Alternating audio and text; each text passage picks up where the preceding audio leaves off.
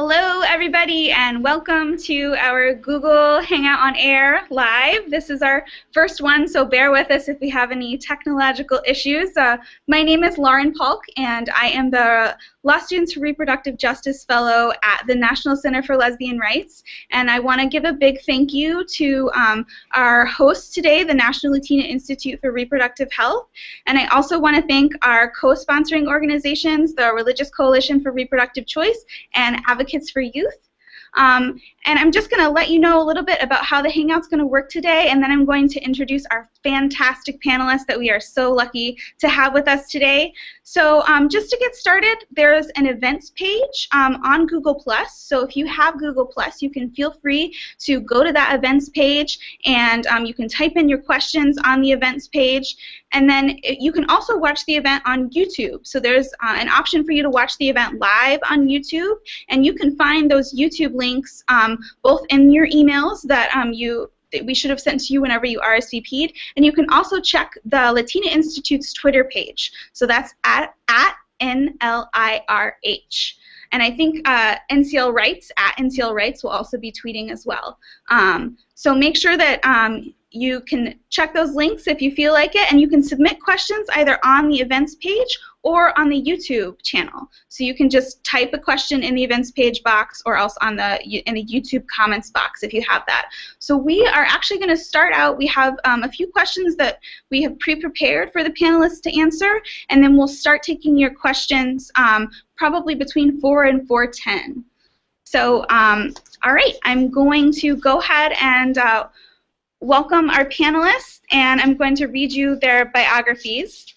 So first we have Koya White Hat Artichoker, and I'm going to put the camera on Koya right now. So Koya was born and raised on the Rosebud Reservation in South Dakota, and she is a proud enrolled member of the Rosebud Sioux tribe. Koya has been doing activist work in various communities and movements since the age of 15. Her writing has appeared in Sharing Our Stories of Survival on Altamira Press in 2007, The Advocate, the Bellerico Project, and she regularly blogs for the Huffington Post. She's also appeared in the film After Stonewall and was a 40 under 40 among LGBT leaders in the United States in 2010. So next we have Latasha D. Mays. Latasha D. Mays is a nationally recognized leader in the field of sexual and reproductive health, human rights, and leadership development for women and girls of color. Latasha is the founder and executive director of New Voices Pittsburgh, a reproductive justice organization dedicated to the health and well-being of Black women and girls. Latasha leads New Voices Pittsburgh with LGBTQ rights central to their policy advocacy and community organizing. Currently, New Voices Pittsburgh is advocating for the passage of Pennsylvania Senate Bill 300, the statewide non-discrimination bill. Latasha is also the board chair of Sister Song, a founding commissioner of the Allegheny County Human Relations Commission, and in March 2014, Latasha was invited to the White House to meet with Dr. Jill Biden to discuss the impact of the Affordable Care Act on LGBTQ Americans. And then next we have Joe Fahed. So Joe has been a part of Advocates for Youth's International Youth Leadership Council for 3 years. With Advocates for Youth, he advocates for greater support of young people's sexual and reproductive health and rights, especially LGBT people, both nationally and internationally. Joe is originally from Lebanon, but he spent 2 years in South Africa studying at the African Leadership Academy. This past May, Joe graduated from Georgetown University with a BA in government. And last but certainly not least, we have Ricky Hill. Ricky is a doctoral candidate at the University of New Mexico whose research centers on LGBTQ health access and equity and participatory research methods. They work as a research assistant at the Behavioral Health Research Center of the Southwest on projects using peer support models to connect rural LGBTQ folks to mental health and substance use and abuse resources. Ricky also co-facilitates the youth group at the Transgender Resource Center of New Mexico, sits on the board of Oklahomans for Reproductive Justice, and is currently a Coraline Generative Fellow, with their fellowship project being a community-driven wellness assessment of trans folks living in Albuquerque. Queer health is obviously their jam, but they are also really into being Jewish and from Oklahoma. So thank you again so much to all our panelists for being here. We're so lucky that all of you are here to discuss this really important issue with us. So today we're going to be focusing on the intersection and the bridge between LGBTQ liberation and reproductive justice. So as all of you know, there's a really rich and varied history of those crossroads, right, between LGBTQ liberation and reproductive justice. So the questions that we're going to ask today will focus on those crossroads and also on why we're focusing on those crossroads. So I'm going to start out by asking Latasha, what do you think of when you think of the connections between the reproductive justice movement and the queer liberation or equality movement?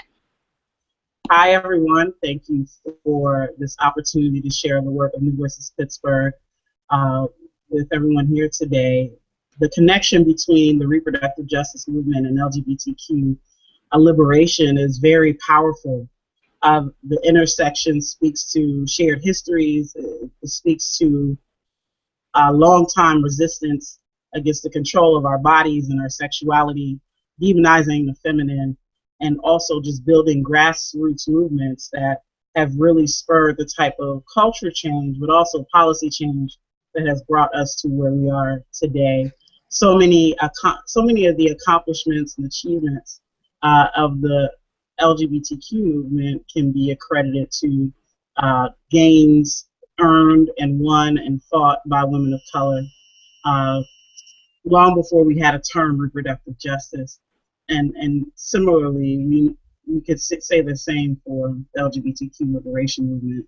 More than anything, I think it's important to point out that the reproductive justice movement is in its leadership and in its development, its vision, very queer and very vociferous in advocating for LGBTQ rights. However, I think we have a long way to go in seeing that same type of effort and investment from LGBTQ equality and liberation movements. The intersection is there. I don't think we have embraced it fully on both sides, and so I think that's why this conversation is important for us to start moving towards that and that collective vision for control, for each of us to exercise our human right to control our bodies, our sexuality, our gender, our work, and our reproduction, and that's the New Voices Pittsburgh definition of reproductive justice. Great, thank you so much, Latasha. That was a really great, I feel like, intro and overview to our topic. And so, Joe, I'm going to throw the same question to you, and I'm wondering if you can give it to us from sort of a more of a youth perspective. I know that you've done a lot of work with Advocates for Youth, and I'm wondering, you know, from a youth perspective, what do you think of when you think of the connections between the reproductive justice movement and the queer liberation and equality movements? So for me and for Advocates for Youth in general, the reproductive justice movement and the queer liberation movement are both about allowing people to have agency over their own bodies and their own lives. So now queer liberation, in my opinion, seeks to make sure that queer people, and especially young queer people, are able to love the person they choose to love in any way they choose to, and without having people challenge their decisions. But obviously queer folks have been facing a lot of discrimination and challenges and harassment, which puts them at higher risk of STDs, HIV, violence, homelessness. So this is where sexual and reproductive justice comes to play, by making sure that queer people, and especially young queer people who are even more marginalized, have access to services that are age appropriate and gender appropriate and sexual orientation appropriate. So that's basically it. Great, thank you so much, Joe.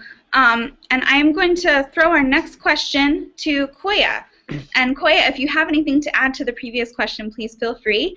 So our next question is, what issues within reproductive justice do you think need more action from queer folks? Thanks for the question, and great answer to the previous question. Really excited to be on this Google Hangout with all of you. Thank you for the invitation, and my esteemed panelists.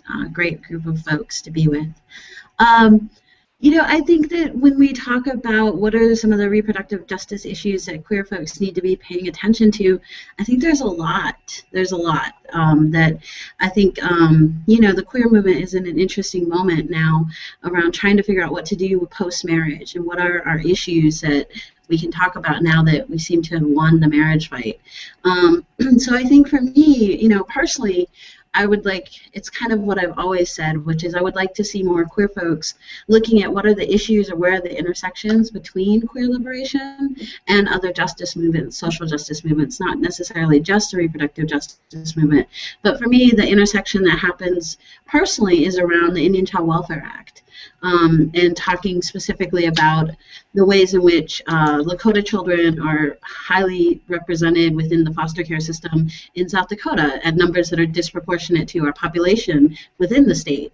That is a reproductive justice issue about being able to parent your child. It's also, for me as a Lakota person, it's also, it overlaps with my identity as a queer person. And our traditional roles where we were historically or traditionally, some of us were the keepers, the people who raised children who had been orphaned, or we were the ones who watched the children, who helped raise the children. So for me, it has a cultural significance, but it's something that I know is affecting Native communities, and that I know of those families are also queer families involved in that. But we don't talk about those intersections well, and I think that's probably one of the places where, queer movements could turn their focus a little, or pay more attention, or kind of talk about it in a broader way, in my opinion.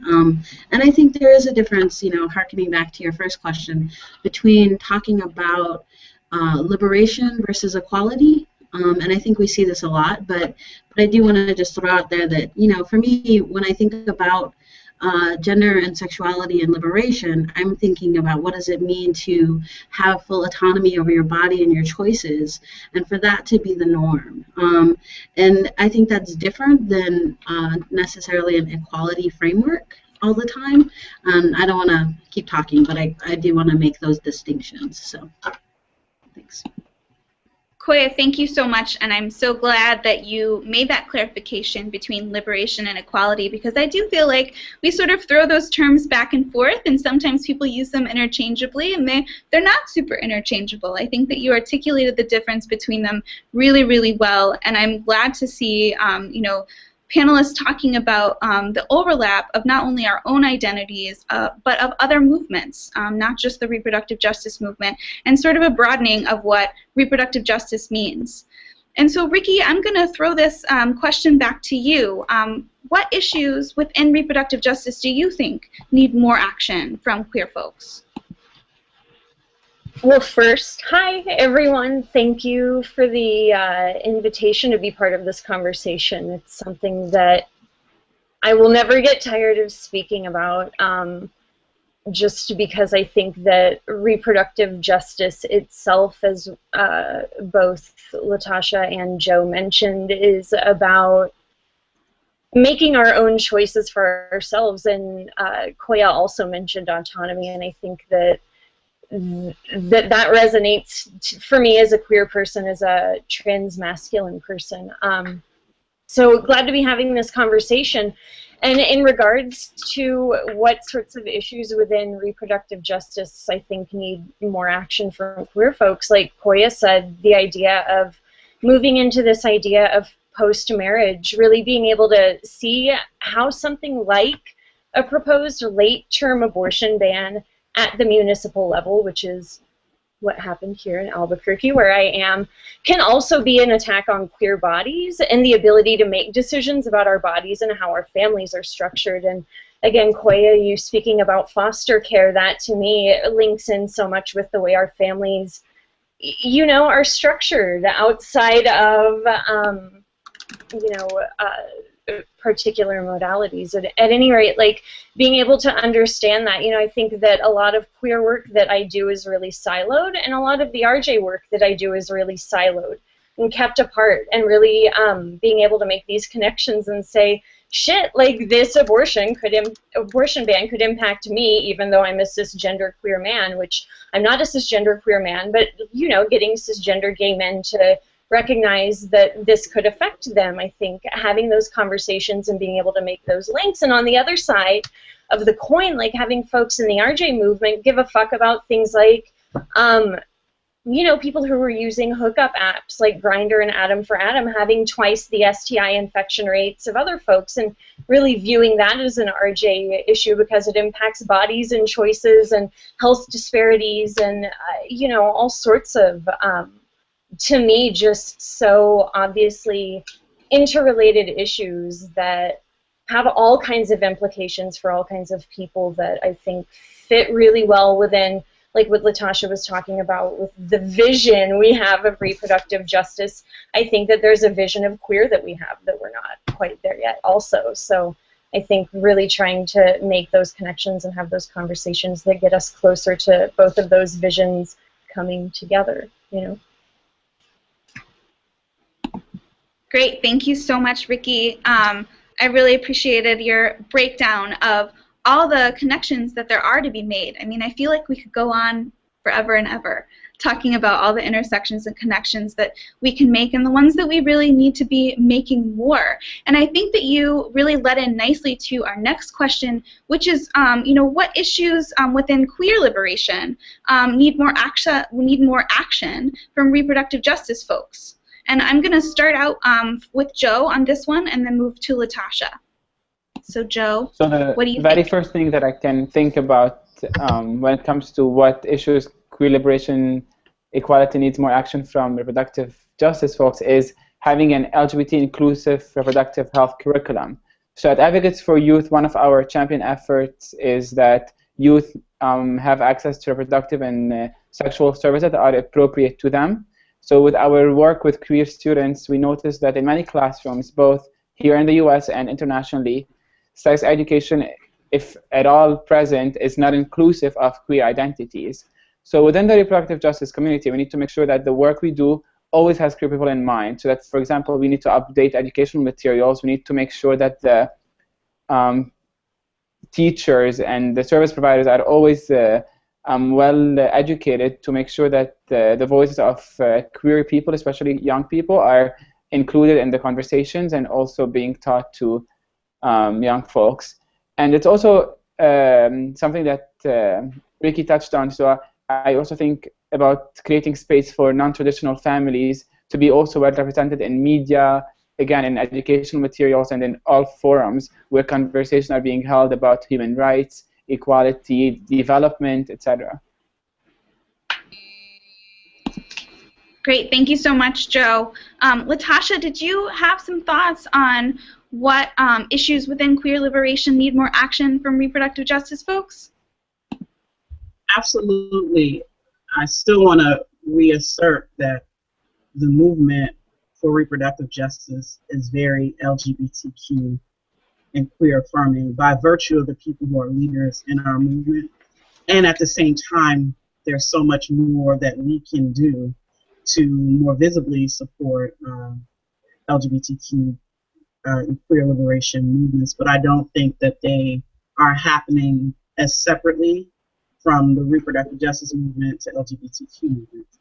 Two things I want to touch on is I think where we find ourselves in our reproductive justice movement is around conversations around gender and gender justice, and that we have yet to really articulate a vision in our reproductive justice movement around gender and what forms of womanhood, you know, are included or elevated in our movement for reproductive justice, or even not even looking at the binaries and just being able to create dialogues and continue to build bridges across and between trans communities, but particularly trans communities of color, I think is where we still have a long way to go.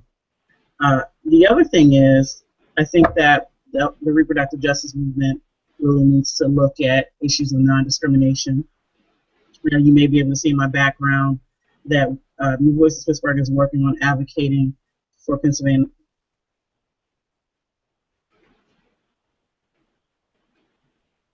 I think we may have lost Latasha for a second there. Latasha, are you back with us?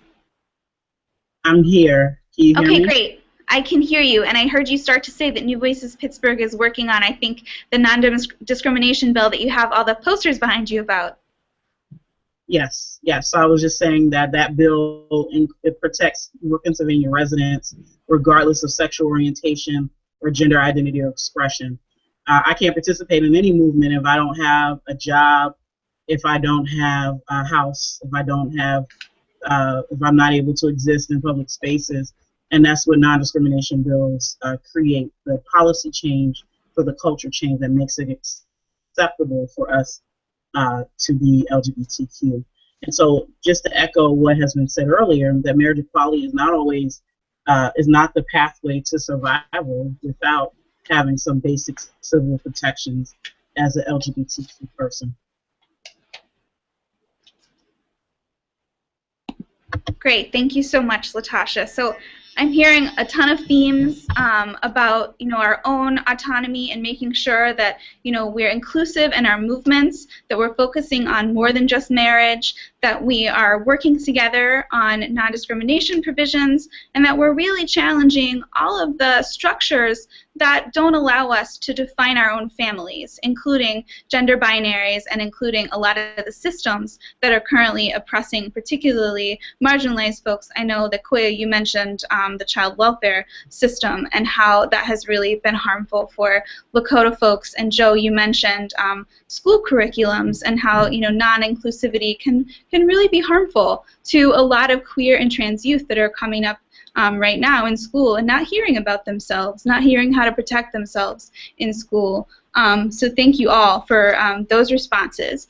I wanted to now sort of move on to how we are already working together, right? Because we are. Latasha, I think that you mentioned a lot of issues that we're working together on, and that we are working together by virtue of just being in this movement, right? Because the movement is led by a ton of queer and trans and gender nonconforming folks. So I think that we're here already and we're working together already. But I'd love to hear about specific issues, maybe that you've worked on yourself, or issues that you've seen happening in your communities where the LGBTQ liberation movement and the reproductive justice movement are hand in hand and doing well. And I wanted to throw this question first to Ricky. Yeah, I mean, a few things come to mind, like immediately for me living in Albuquerque. I think of Young Women United's current campaign that they have that is fighting stigma with regards to folks who have addiction issues and are pregnant. So that campaign that they did is like a community art campaign that brought together folks from lots of different familial backgrounds whose lives had been impacted in one way or another.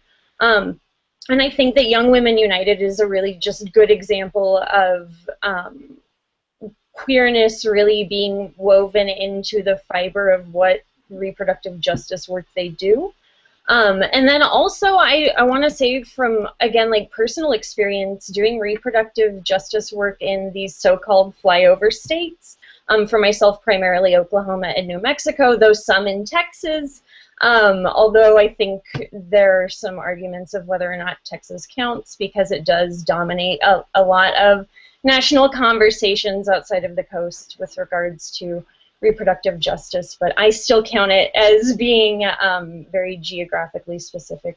But working in these states I think means having fewer material monetary resources, but something that I've learned that we do well in doing queer work / RJ work in these spaces is that we have pretty great community and people-driven capacity and like personal investment in community building. So I feel like I see a lot of crossover work and coalition building across movements in these non-coastal states that I think is honing well that spirit, that vision of reproductive justice in everyday actions. I think that it's really inspiring to me to see folks be able to play nicely in our small communities, which I think that folks may not always think is the case, but I think that, you know, we have to,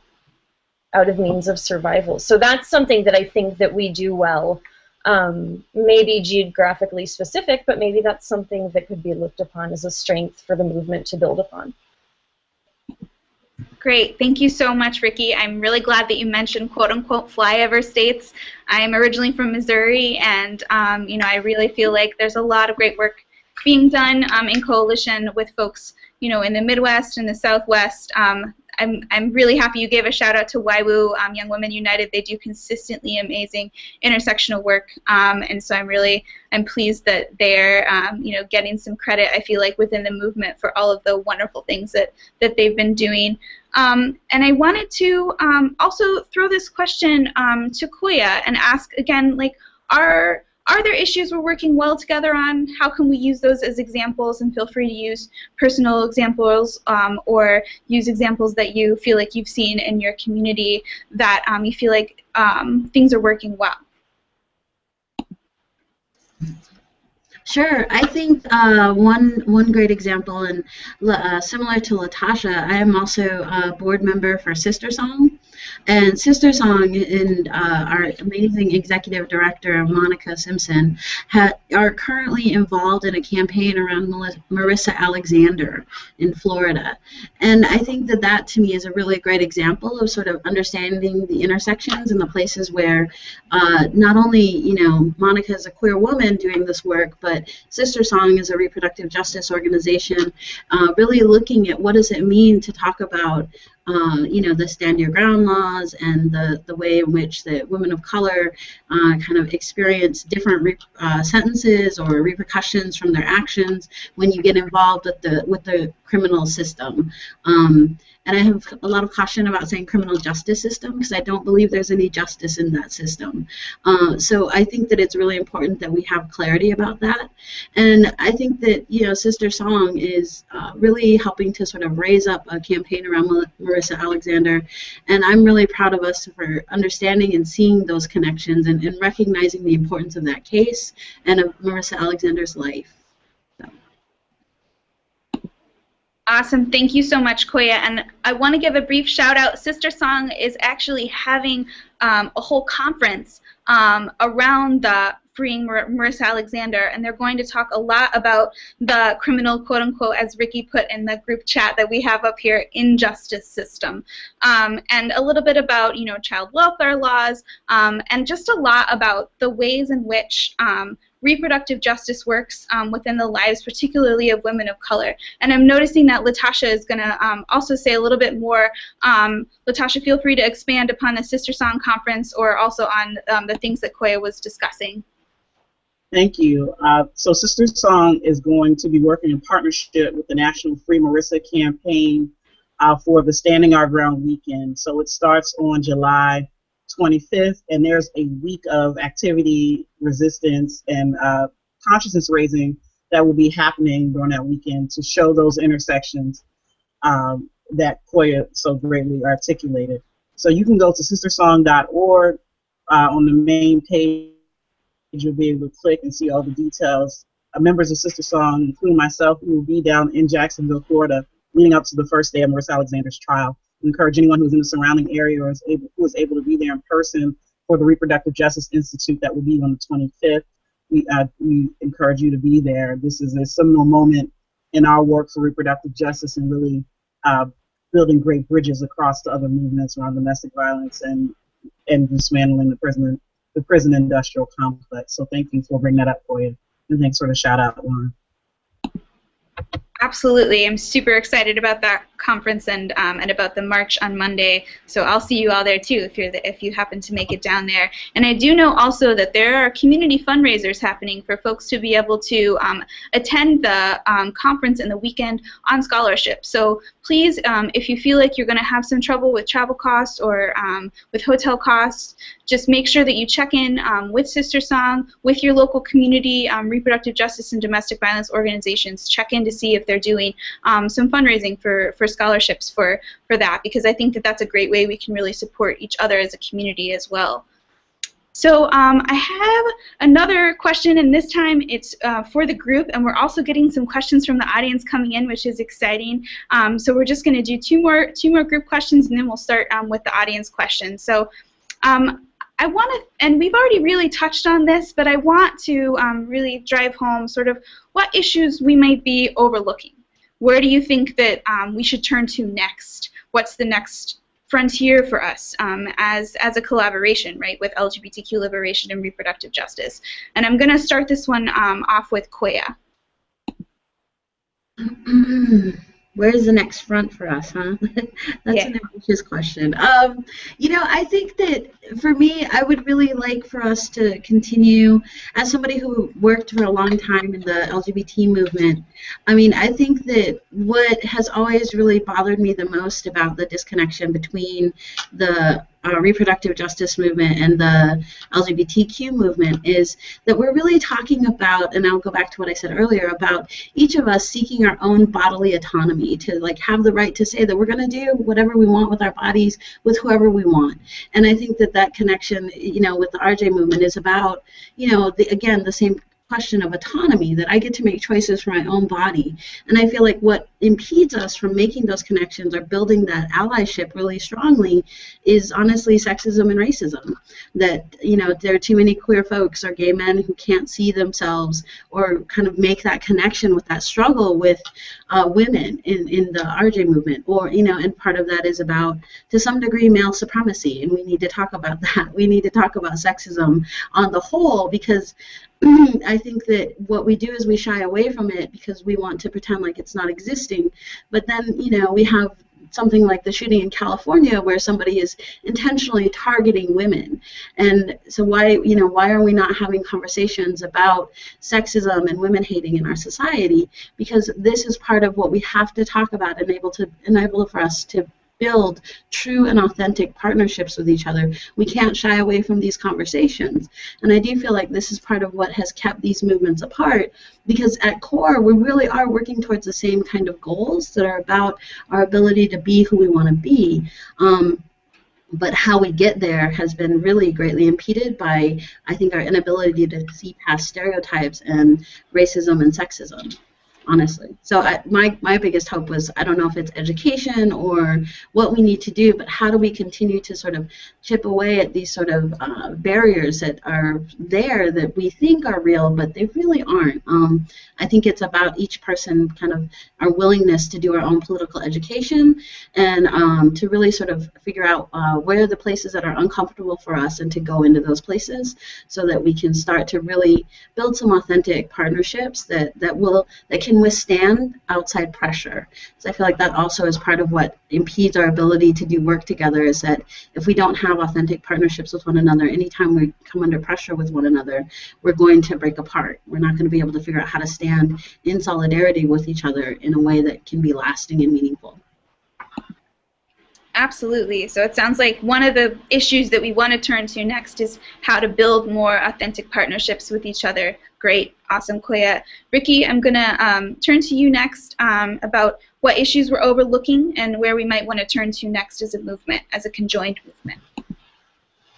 Sure. And geez, I don't know how to follow up Koya's very, I think, articulate and thoughtful response that I agree a lot with. I actually, something that I didn't touch on that you sort of pinged in me that I wanted to make sure to say, that like something that I think that reproductive justice does really much better than queer movements, and something that queer movements could probably learn from, is addressing misogyny and having that be part of a conversation consistently.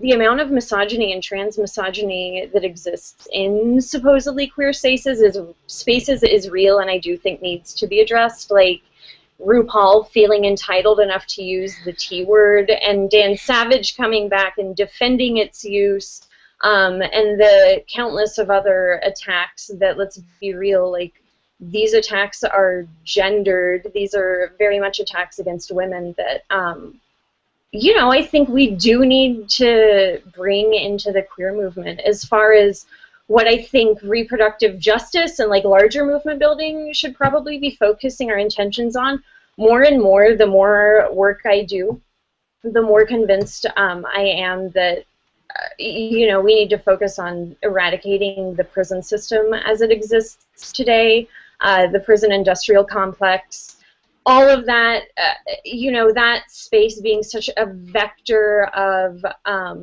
so much repression and denial of autonomy, where education comes into play, homelessness, mental health, substance abuse, domestic violence, larger institutional racism. I just feel like that space is very much like where a lot of this shit links up for me. And I think that that to me is where we really need to focus our energies, because I think that's so much of where a lot of these core issues are concentrated right now. So that's my wish. Great. Thank you so much, Ricky. I think that a lot of folks sort of share your concerns about the prison industrial complex and really how we sort of move from critiquing the system to maybe tearing it down. I think that, you know, a lot of folks are sort of afraid to have those discussions, so maybe this is the space for that to be happening. Maybe the LGBTQ liberation and reproductive justice movement is where, you know, sort of those, we can really bring folks together to have those conversations. And just really quickly too, on the misogyny and transmisogyny piece that you were following up with on Koya, I heard Catherine Cross give a really amazing discussion, lead a really amazing discussion at CLIP, and she kept repeating the phrase, "No uterus required, just patriarchy." And I think that that, you know, really resonated, you know, in terms of some of the things that we want to focus on here, not just within, you know, our movements, but within the broader context of where we're at. Okay, so again, we're focusing on the question of sort of what issues we're overlooking. Where should we turn to next? We've heard a lot about building authentic connections with each other, and also about, you know, abolishing the prison industrial complex. And so I want to turn to Latasha and see what thoughts you have on this issue. Thanks to Ricky and Koya for what you said already. You stole all my material. I'm just kidding. So there are two areas I think that are important for us to really examine, is the poverty in which women of color, people of color, and also LGBTQ people find themselves living in. I think that for both movements, we do not have, I do not believe we have a collective or comprehensive strategy for addressing economic justice. I know that there are lots of organizations who are intersecting economic justice with their work. I don't believe our movement for reproductive justice at this point is aggressively looking at poverty, and I think the same can be said for LGBTQ movements and LGBTQ liberation. We know that, you know, your ability to survive and sustain yourself or your family impacts your ability to make all decisions about your body or your sexuality or your gender. The other thing that I think is key is work that we can look to next is the full implementation of the Affordable Care Act, particularly Medicaid expansion in the many states where conservative, aggressive governors have not accepted federal dollars that could really improve health outcomes for both women of color, people of color, and women, but also for LGBTQ people as well. And I think that's a space that has been opened up by great national allies, like at the Center for American Progress, and at the same time, our respective movements haven't. I think that's where we can go next in terms of tangible things we can do to improve the lives of those that we are organizing with and fighting with every day. Great. Thank you so much, Latasha. And, you know, as we know, I think that a lot of the stuff that Ricky was talking about and things that you were talking about are highly connected, right? Poverty and prisons, a lot of connections there. And really the telling, the message that it's sending when governors aren't accepting Medicaid expansions in their state, you know, and how much folks care about whether or not poor folks get health care. So thank you so much for that response. Joe, I wanted to also ask you what issues you think we're overlooking and where should we turn to next?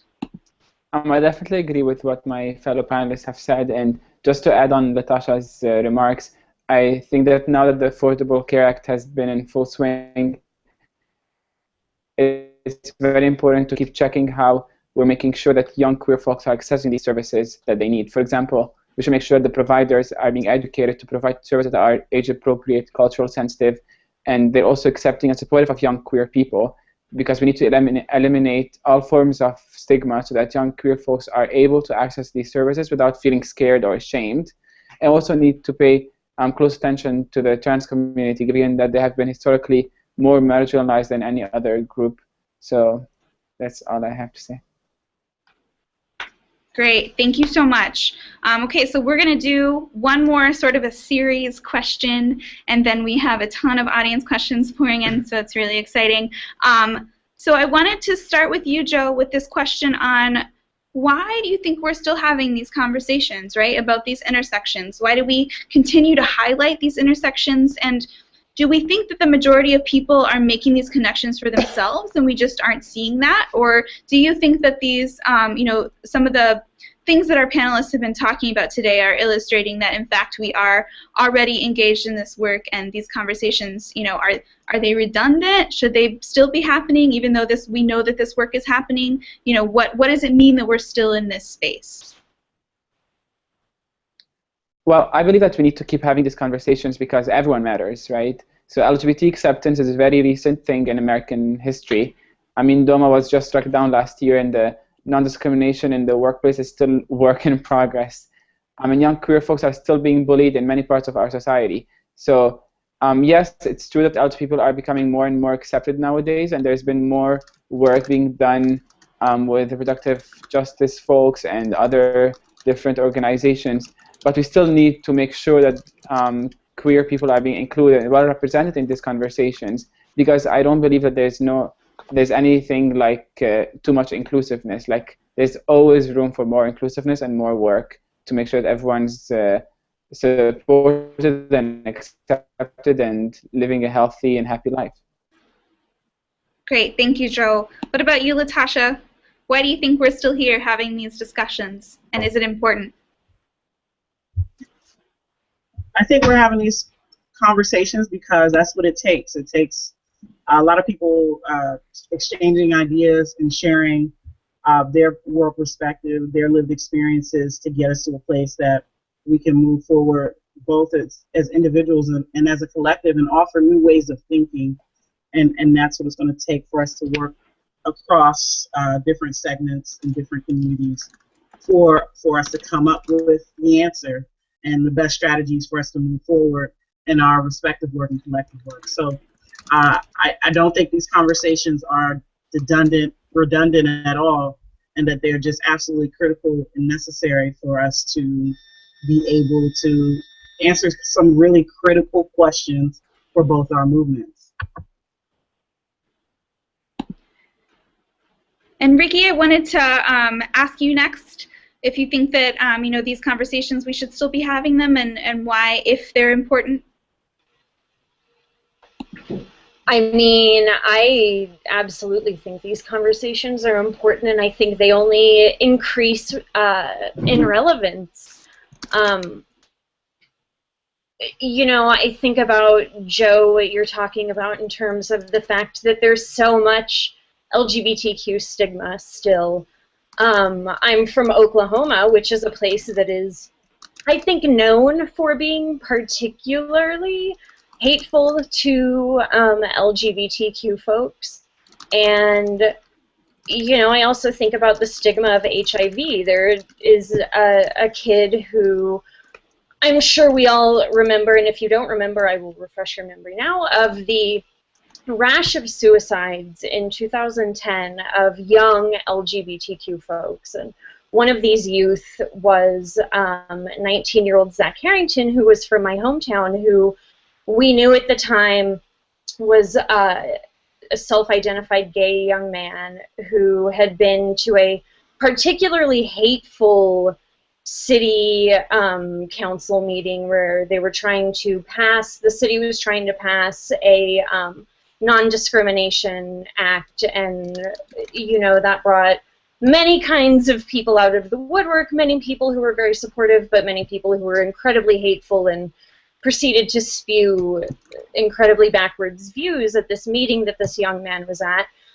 He committed suicide, but his mother has since come out to talk about the fact that he was HIV positive as well, and that stigma and that sort of barrier to social acceptance in my hometown of Norman, Oklahoma, is something that's very real and something that to me is such a reproductive justice issue, because it is about living our lives and our bodies in these ways.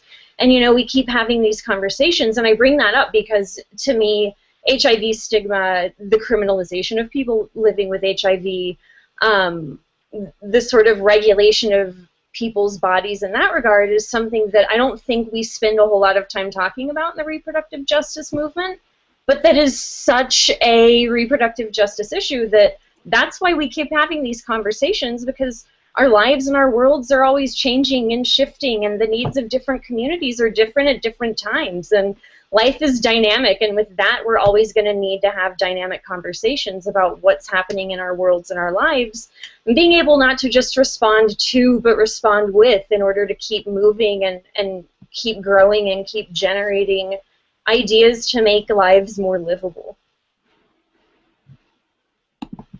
Great, thank you so much, Ricky, and you know, really timely. We just had a question about HIV criminalization and how that's a reproductive justice issue, so I think you articulated that beautifully.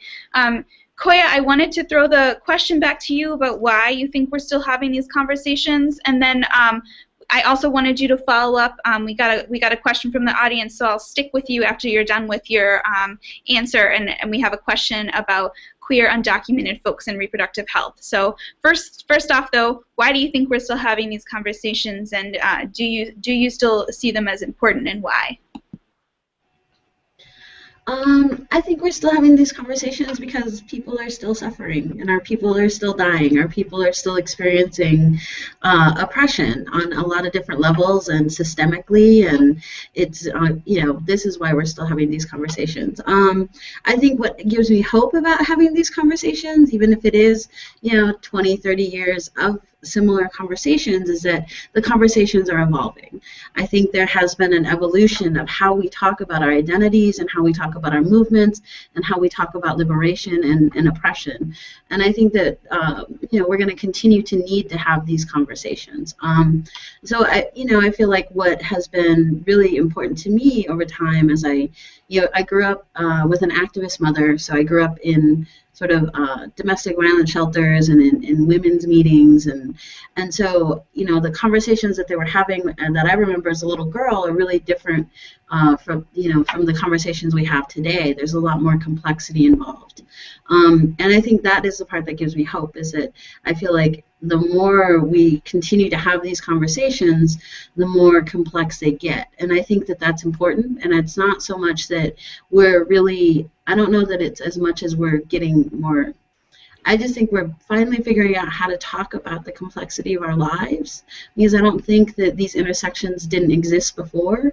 I just don't know that we knew how to talk about them. And we knew how to sort of place ourselves well within the conversation when we started out with like identity politics. And so that was the sort of beginning of these conversations. And I think as it grows, we're able to get more complex about how we talk about it. So I think the conversation needs to continue. And I think, you know, it's ever evolving and important, but I do think it is, you know, part of why we're continuing to have it is because our people are continuing to suffer and we just know that that's true. And we, as long as our people are suffering, at least for me, I feel a moral obligation to have the conversation.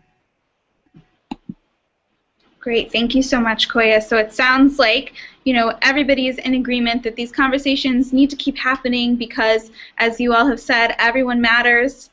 This movement is going to take idea exchange, Latasha mentioned, and Koya, you know, I really appreciate how you focused on, you know, we're doing this because people are still suffering, and we're only beginning to be able to articulate the complexities of the lives that we lead. You know, I want to make sure we remember the reproductive justice movement was started by women of color.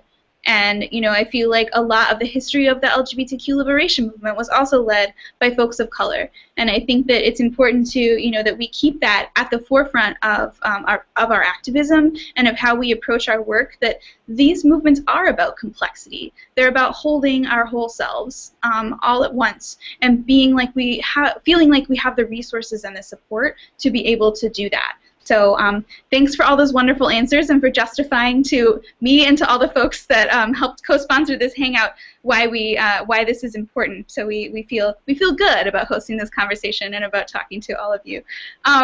So we're getting really, really wonderful audience questions in, and I wanted to start with Koya. So one of the first questions that we got was, how are we addressing the invisible within the invisible?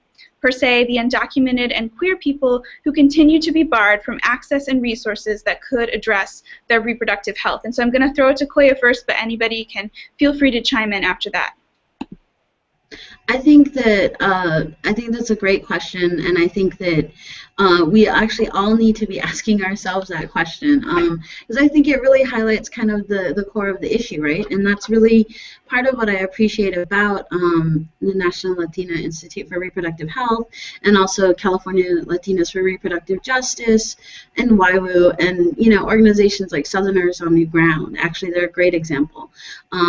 The folks who are really taking on comprehensive immigration reform, we need to have that conversation. We need to constantly be talking about it, because those are our folks too. Those are our people. There are queer folks there, and there are women who are being denied services and access because they don't have the citizen status. And I think, you know, for me, on a much bigger level, I have questions about citizenship on the whole, as a Native person and as a person who you know, questions the United States on the whole and its existence, and who, you know, for my people, we were only granted citizenship in like 1914 or 1940 or something. So I think that we really need to look at this idea of what does it mean to be legitimate, and who gets to decide who's legitimate and who's not, beyond this issue of like how we give people their humanity or don't give them their humanity. But I think that, you know, that we have to, this is what I appreciate, is that we need to constantly be pushing the administration to take some kind of action on comprehensive immigration reform. I feel like they're sort of dragging their feet, and I appreciate all the people who are constantly pushing them, but we do need to see some kind of movement around that. And so I feel like it is important. That's how we make the invisible visible, is that we constantly talk about it.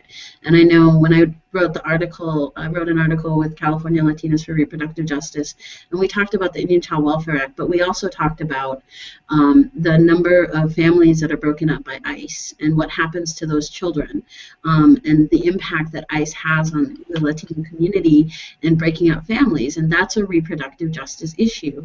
And we also know that there was I saw a breaking article in the last week of the number of children who are detained trying to cross the border, and that we also have all of these children being housed in detention centers without their parents. This is a reproductive justice issue.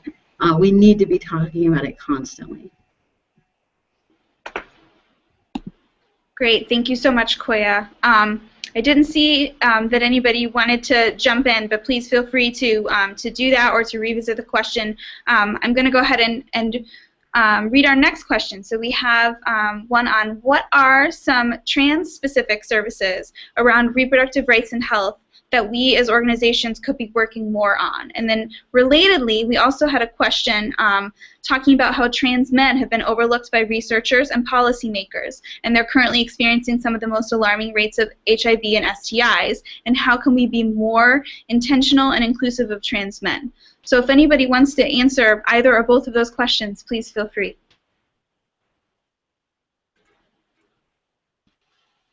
I mean, I feel like I have lots like I could say about this.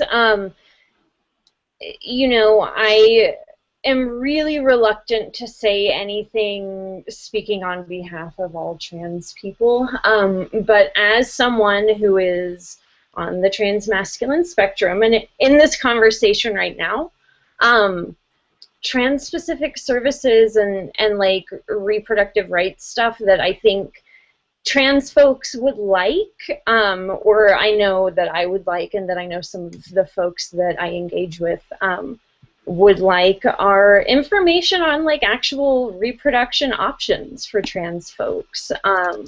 You know, about banking sperm, about you know, breastfeeding options for trans women, which is actually possible, but you know, you have to have been on estrogen for about 2 years in order for the breast tissue and ducts to form enough to produce. But right, like I don't think a lot of organizations and folks who maybe have traditionally done the sort of like family, like healthy family outreach, are thinking about trans families in those ways. So I think like resources for basic medical information, like options about what folks should know prior to medical transition, what folks should know legally. You know, I know that that's stuff that's changing every single day, thankfully, more often for the better. You know, but that's just, those are what come to mind for me off of the top of my head. You talk to someone else, like Catherine Cross was mentioned. I know she was at one point going to be part of this conversation, and I'm really, I'm sad she's not here, because I do think that she probably has a lot of very well poised and thought out answers to that question.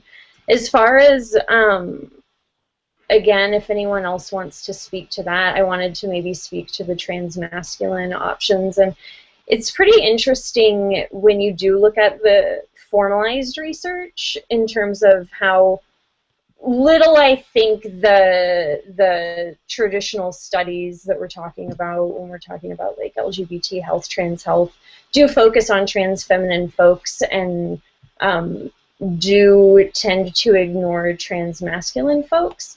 But I hate saying, you know, we need to spend more time paying attention to trans men, because I do think that trans men have a lot of masculine privilege that, you know, does sort of, I'm very hesitant to say that like anyone should be getting, you know, privilege over another group. And I definitely think that there has been a dearth of research for all trans folks, I think is maybe what is best for me to say here, is that like there's just a dearth of research for all trans people, for all gender non-conforming people, for all multi-marginalized groups. And I absolutely agree. I am also worried about the numbers of STI infection rates, you know, but I don't think that trans men are necessarily being ignored any more than like all trans and gender non-conforming folks.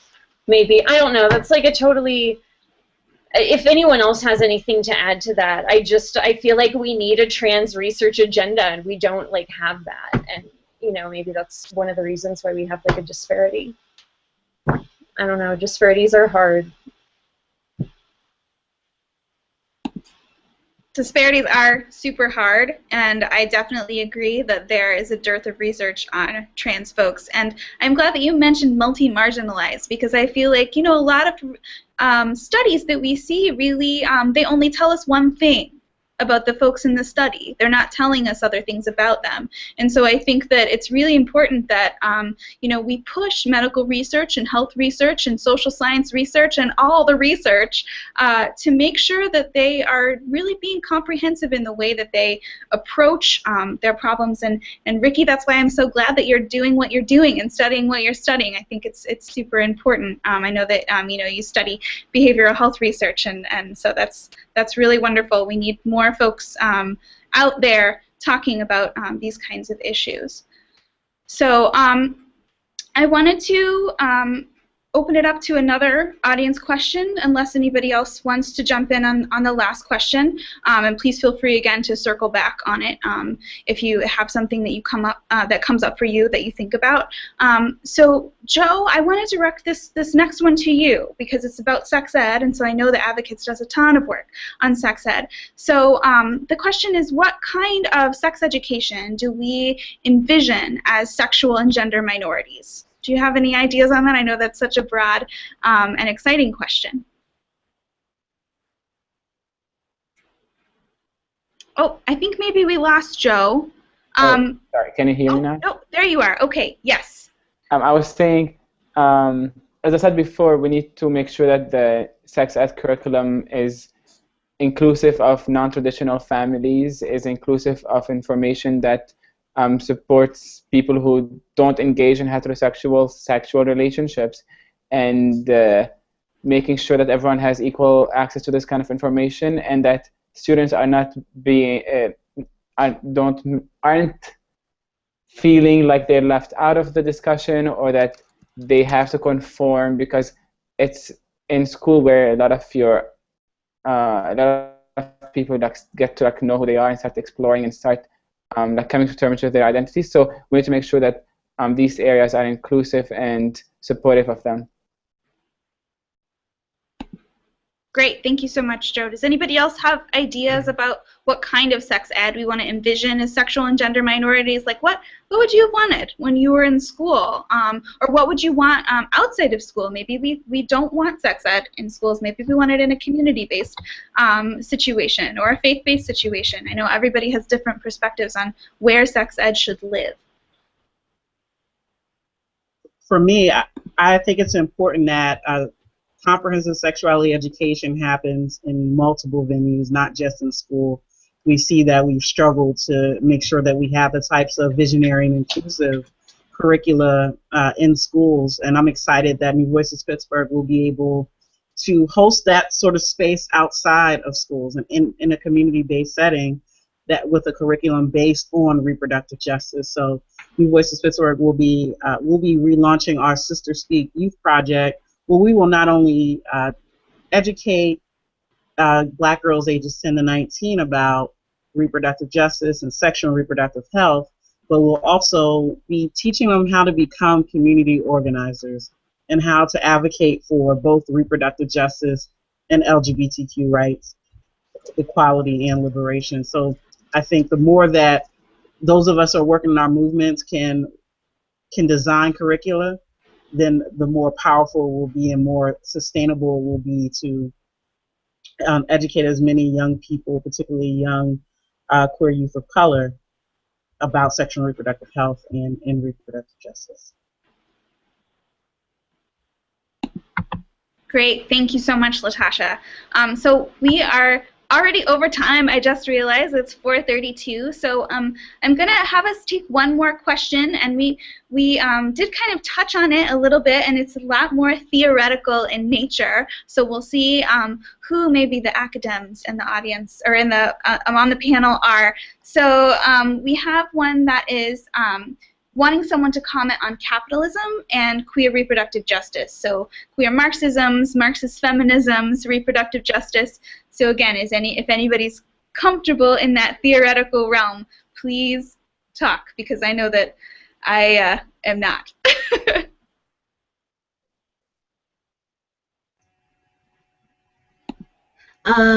Yeah, I mean, I think that, well, I guess I'm just curious, like, they want just to hear our thoughts on capitalism, because I could go off.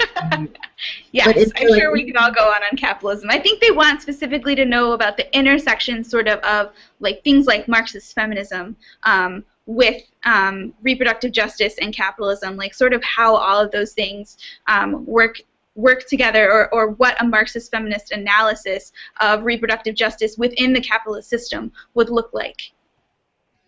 Wow, I feel like that's me. Yeah, no big deal, right? Yeah, the queer Marxist feminist, I'm out. Really. You're gonna tap out. Anybody else? This is Latasha. I mean, it's not. I heard Latasha first, so maybe Latasha, if you want to say a few words, and then we'll switch over to Ricky. Yeah, I was just going to say that, capitalism is based on an idea of greed and property, and we know that the bodies of women of color have been violated, brutalized, and vilified towards that end. Particularly, we look at slavery and how, for me, I think that the idea of reproductive justice started during that time when Black women's bodies were a vessel for capitalism, essentially. So that's the extent I can comment on that. Okay, Ricky, you want to give it a shot?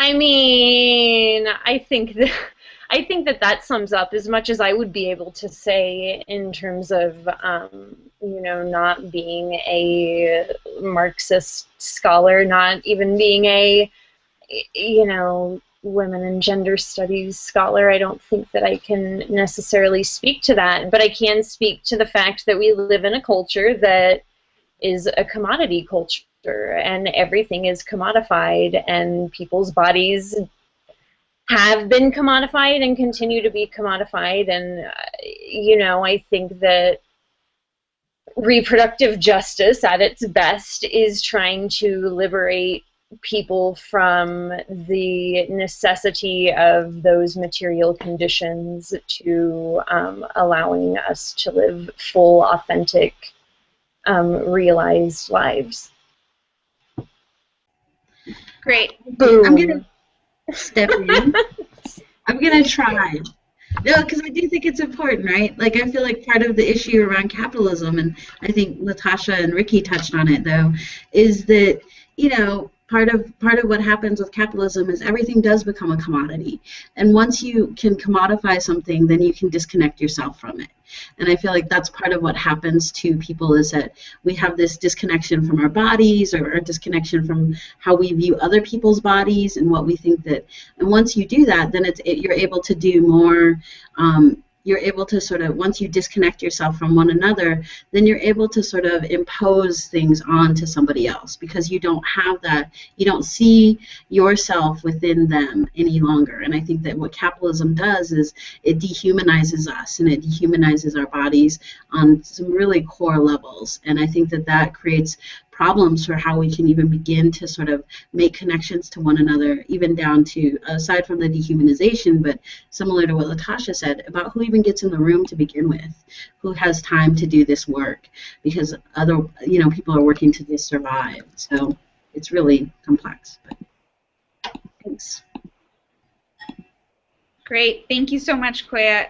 You all, we covered so much ground today. I don't even know where to begin with summarizing all the brilliance that I think that everybody addressed today. And unfortunately, I think we lost Joe, so I want to thank him from afar for participating today, and I want to thank our remaining 3 panelists, Koya, Latasha, Ricky. You all were really wonderful. Oh, there's Joe. Hi, Joe.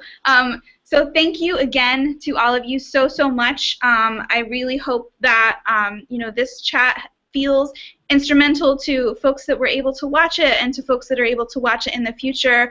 I think it's clear from the comments that we got today that this type of work is valuable. These type of conversations are valuable. Movement building happens more around the kitchen table and in the streets. And so I think that these types of chats, even though they are over the computer and maybe a bit more disconnected than we would be in person, are super important for connecting folks that are doing work in different areas of the country, folks that are doing work on different issues. I feel like it's so important for us to continue to talk and discuss and to deepen our understanding of the issues that we're working on within LGBTQ liberation and reproductive justice. So thank you again so much to all of you for being here, and to everybody who was able to watch today and will watch in the future. So thanks again, and please feel free to email National Latina Institute or National Center for Lesbian Rights or Reproductive Coalition for Reproductive Choice or Advocates for Youth, any of our co-sponsors, if you have questions in the future or you want to continue these discussions, because we're always ready to talk. And I know also our panelists are talking about these things all the time. So please find them and their wonderful organizations and their work online as well. So thank you again. Bye, everybody. Bye. Thank you. Bye, everyone.